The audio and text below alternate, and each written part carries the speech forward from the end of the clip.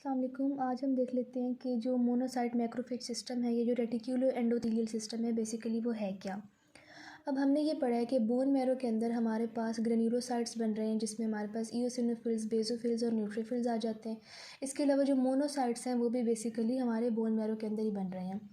Monocytes और macrophages में क्या फ़र्क है। मोनोसाइट्स जब तक ब्लड के अंदर रहते हैं, ये WBCs यानी मोनोसाइट्स जब तक ब्लड के अंदर रहेंगे, इनको हम मोनोसाइट्स कहेंगे। जैसे ये टिश्यू के अंदर एंटर होंगे, इनका साइज़ इंक्रीज़ होगा और ये फेगोसाइटिक एक्शन परफॉर्म करेंगे। इसलिए मोनोसाइट्स जब टिश्यू के अंदर एंटर होंगे तब हम उनको मैक्रोफेजेस कहेंगे। तो अब होता क्या है कि जब भी कोई टिश्यू के अंदर कोई इन्फेक्शन प्रोड्यूस होता है तो मोनोसाइट्स बोन मैरो से ब्लड के अंदर आते हैं और ब्लड से सर्कुलेट करते हुए टारगेट टिश्यू तक पहुंचते हैं, जहां पर इन्फेक्शन हो चुका होता है, और वहां पर जाकर ये मैक्रोफेज बन जाते हैं और फेगोसाइटिक एक्शन परफॉर्म करते हैं। अब एक और सिस्टम बॉडी के अंदर है जिसे हम मोनोसाइट मैक्रोफेज सिस्टम कहते हैं। अब इस सिस्टम के अकॉर्डिंग कुछ मैक्रोफेजेस ऐसे हैं जो परमानेंटली एक पर्टिकुलर टिश्यू के अंदर प्रेजेंट है। फॉर एग्जांपल लीवर के अंदर, या एल्वियोलाई ऑफ द लंग्स के अंदर, या स्किन के अंदर, या लिम्फ नोड्स के अंदर, यानी जितने भी टिश्यूज़ हैं हमारी बॉडी के, ऑलमोस्ट ऑल टिश्यूज़ के अंदर ये परमानेंटली प्रेजेंट है, अटैच्ड है विद द टिश्यूज़। अब ये मैक्रोफेजेस जो टिश्यूज़ के साथ अटैच्ड हैं, जब भी टिश्यू में कोई भी इन्फेक्शन होगा तो सबसे पहले ये first line of defence provide करेंगे। ठीक है, सबसे पहले ये उस इन्फेक्शन को फेगोसाइटोज करने की कोशिश करेंगे और उसके बाद बाकी जो ग्रेन्यूलोसाइट्स होंगे वो सर्कुलेट करके आएंगे ब्लड में, और उसके बाद फिर मोनोसाइट्स ब्लड से सर्कुलेट करके यहाँ आएंगे। तो मोनोसाइट मैक्रोफेज सिस्टम बेसिकली बना कौन रहे हैं, वो वाले मोनोसाइट्स जो बोन मैरो से ब्लड में सर्कुलेट करते हुए टिश्यू तक पहुँचे, टिश्यू में आके वो मैक्रोफेज बन गए और टिश्यू में के साथ परमानेंटली अटैच हो गए, और वो फिर टिश्यू में फॉर मंथ्स और ईयर्स परमानेंटली अटैच रहेंगे जब तक कि कोई टिश्यू में इन्फेक्शन नहीं हो जाता, और फिर वो एक्टिवेट होंगे और वो फिर फेगोसाइटिक एक्शन परफॉर्म करेंगे। यही वजह है क्योंकि ये टिश्यू के अंदर ऑलरेडी प्रेजेंट है, इसलिए ये फर्स्ट लाइन ऑफ डिफेंस भी प्रोवाइड कर रहे होते हैं, जो टिश्यू मैक्रोफेजेस होते हैं। अब हम ये देख लेते हैं कि कौन कौन से हमारी बॉडी में इस तरह के टिश्यूज़ हैं जो इन्फेक्टेड हो सकते हैं विद द फॉरेन एजेंट्स, और कहाँ कहाँ पर ये हमारे पास मैक्रोफेजेस प्रेजेंट हैं। अब ये गाइटन में एक बहुत अच्छा लिखा हुआ है, मैंने इसको यहाँ पे समराइज़ कर दिया और मैं आपको इसकी समरी बताऊँगी।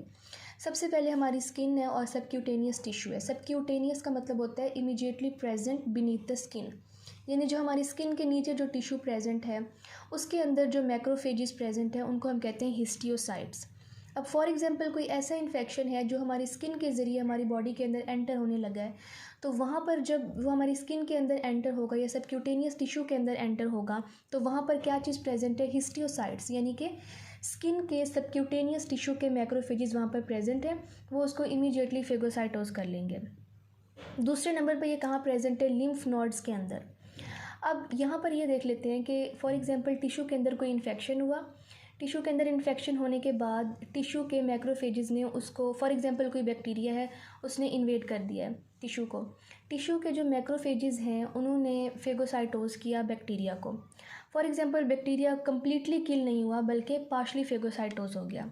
अब ये जो बैक्टीरियल टॉक्सिन्स हैं टिश्यू से फ़ौरन से ब्लड में नहीं चले जाएंगे, यानी डायरेक्टली ये ब्लड में नहीं चले जाएंगे, बल्कि फ़र्दर इनको फेगोसाइटोज किया जाएगा। किस तरह से, ये जो बैक्टीरियल टॉक्सिन्स हैं, लिम्फ इन्हें अपने साथ टिश्यू से लिम्फेटिक वेसल्स में लेकर जाएगा, लिम्फेटिक वेसल्स इन्हें लिम्फ नोड्स के अंदर लेकर जाएंगे, लिम्फ नोड्स के अंदर जो लिम्फ साइनसेस हैं वहाँ पर होते हैं मैक्रोफेजेस।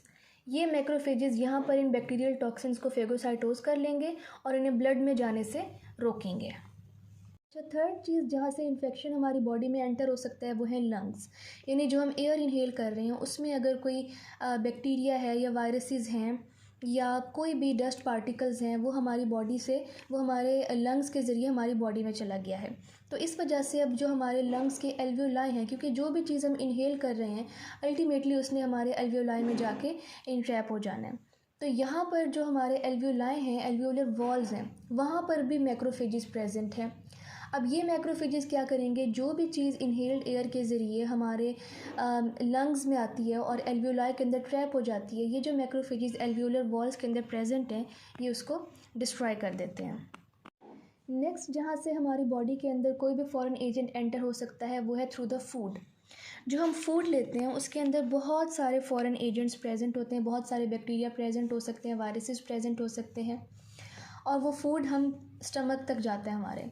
तो फिर अब हमारा जो गैस्ट्रो इंटेस्टाइनल ट्रैक्ट है उसमें भी कोई इस तरह का सिस्टम होना चाहिए कि जितने भी बैक्टीरिया, वायरसेस या कोई भी फॉरेन एजेंट्स हमारे फूड के ज़रिए हमारी बॉडी में एंटर हो रहे हैं उसको डिस्ट्रॉय किया जाए।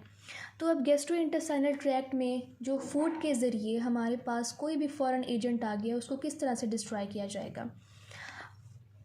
अब जो हमारे बॉडी के अंदर गैस्ट्रो इंटेस्टाइनल ट्रैक्ट में इन्फेक्शंस आ गए हैं थ्रू द फूड, अब उनकी किलिंग कहाँ पर होगी, वो लीवर के अंदर होगी। अब गैस्ट्रो इंटेस्टाइनल ट्रैक्ट से लीवर तक कैसे जाएगा कोई भी टॉक्सिन, तो ये जाएगा through the portal blood system. अब पोर्टल ब्लड सिस्टम क्या होता है, यानी वो ब्लड सिस्टम जो कैपिलरीज से स्टार्ट होकर कैपिलरीज पे ख़त्म हो जाए। अब हमने फॉर एग्जांपल हमारे फूड के अंदर टॉक्सिन्स थे, बैक्टीरिया थे, जो हमारी गैस्ट्रो इंटेस्टाइनल ट्रैक्ट के अंदर कैपिलरीज प्रेजेंट हैं, ये वहाँ पे चले गए। अब ये capillaries through the hepatic portal vein blood को पहुँचाएंगी towards the capillaries of the liver. अब लीवर के अंदर जो कैपिलरीज हैं, जब लीवर के अंदर ब्लड पहुंचेगा through the hepatic portal when, तो लीवर के अंदर बहुत सारे मैक्रोफेजेस हैं जिनको हम कप्फर सेल्स कहते हैं। ये जो कप्फर सेल्स हैं, ये जो गैस्ट्रो इंटेस्टाइनल ट्रैक्ट से लीवर तक जो बैक्टीरियल टॉक्सिन्स या कोई भी टॉक्सिन्स पहुँचे हैं उनको डिस्ट्रॉय कर देंगे और उन्हें जनरल सर्कुलेशन में नहीं जाने देंगे। तो इन सब जो मैक्रोफेजेस का जो काम है, जो स्किन के अंदर प्रेजेंट है या जो लंग्स के एल्वियोलाई के अंदर प्रेजेंट हैं या जो लीवर के अंदर प्रेजेंट हैं या जो लिम्फ नोड्स के अंदर प्रेजेंट है, इन सब का काम ये है कि ये यहीं पर ही टिश्यू के अंदर ही जो भी टॉक्सिन्स हैं उनको किल कर दे और उन्हें जनरल सर्कुलेशन में ना जाने दें। अब फॉर एग्जांपल ऐसा हो कि किसी न किसी तरह से टॉक्सिन जो है वो इन तमाम मैक्रोफेजेस का मुकाबला करके किसी न किसी तरह हमारे जो ब्लड सर्कुलेशन है उसमें पहुंच चुका है। अभी भी जब ये ब्लड सर्कुलेशन में पहुंच गया है, अभी भी मैक्रोफेजेस का काम है कि इनको दोबारा से किल करें। अब ये मैक्रोफेजेस कहाँ पे प्रेजेंट होंगे, ये प्रेजेंट होंगे स्प्लीन में और बोन मैरो के अंदर। अब मैं आपको बताती हूँ कि स्प्लीन और बोन मैरो से किस तरह से इनको मैक्रोफेजेस के ज़रिए किल किया जाएगा। अब हुआ ये कि जो भी हमारे पास इन्फेक्शियस पार्टिकल्स थे वो टिश्यू मैक्रोफेजेस से बचकर किसी न किसी तरह से हमारे जो जनरल ब्लड सर्कुलेशन है उसके अंदर एंटर हो गए।